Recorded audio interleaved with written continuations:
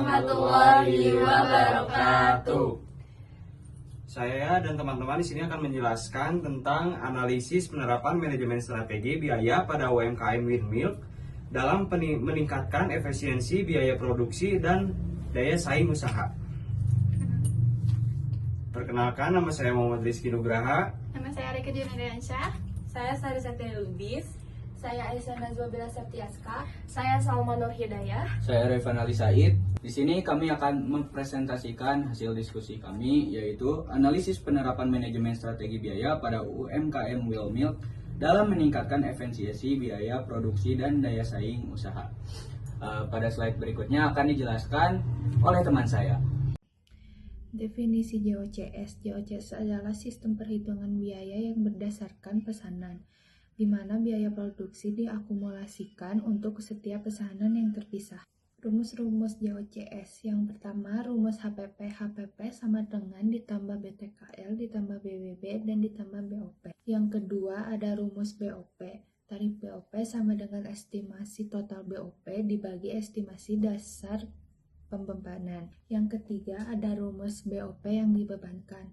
BOP dibebankan sama dengan tarif BOP kali dasar pembebanan aktual. Rumus yang keempat, rumus biaya produksi per unit. Biaya produksi per unit sama dengan total harga pokok pesanan dibagi jumlah unit yang diproduksi. Rumus yang kelima, harga jual sama dengan harga pokok tambah laba. Profil UMKM ada yang pertama adalah usaha Windmilk, bidang usaha minuman berbahan dasar susu. Produk utamanya adalah susu aneka rasa dan minuman kekinian.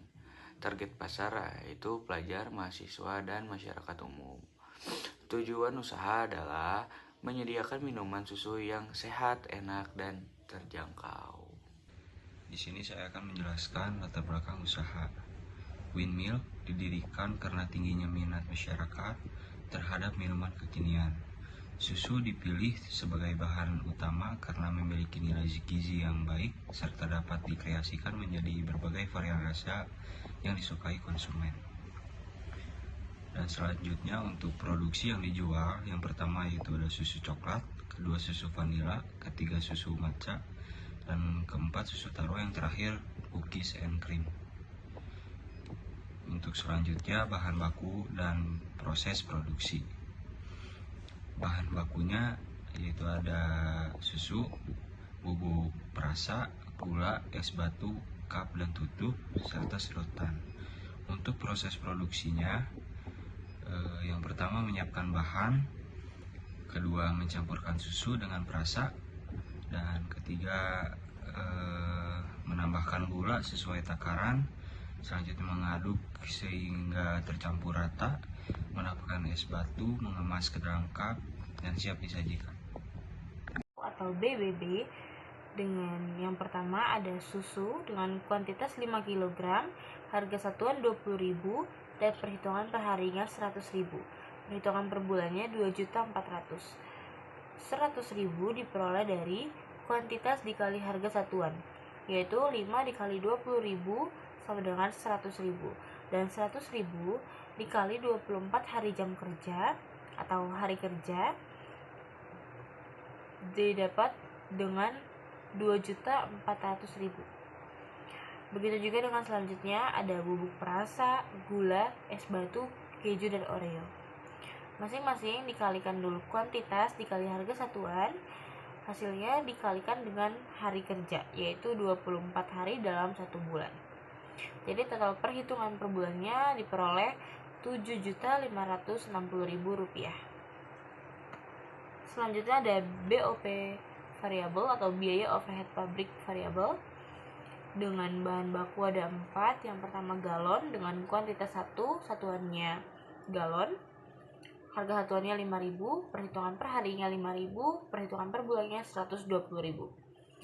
Dengan perhitungan kuantitas dikali harga satuan, perhitungan per harinya 5.000 dan per bulannya 120.000 diperoleh dari 5 dikali 24 jam atau hari kerja, diperoleh 120.000. Begitu juga dengan selanjutnya cup, 2 pak dikali 12.000 sama dengan 24.000. 24.000 dikali 24 hari sama dengan 576.000. Jadi perhitungan per bulannya diperoleh 1.152.000. Adapun biaya tenaga kerja atau BTK dengan 12 jam dikali 50.000 pendapatan per hari dikali 24 hari jam kerja atau hari kerja sama dengan 1.200.000. Dan keterangan satu hari terdiri dari 12 jam kerja, 1 minggu sama dengan 6 hari kerja, dan 1 bulan 24 hari kerja. Selanjutnya ada biaya overhead pabrik tetap. Yang pertama ada tempat, harganya 8 juta per tahun, harga blender, harganya 150.000, gerobak 500.000, mesin press 500.000.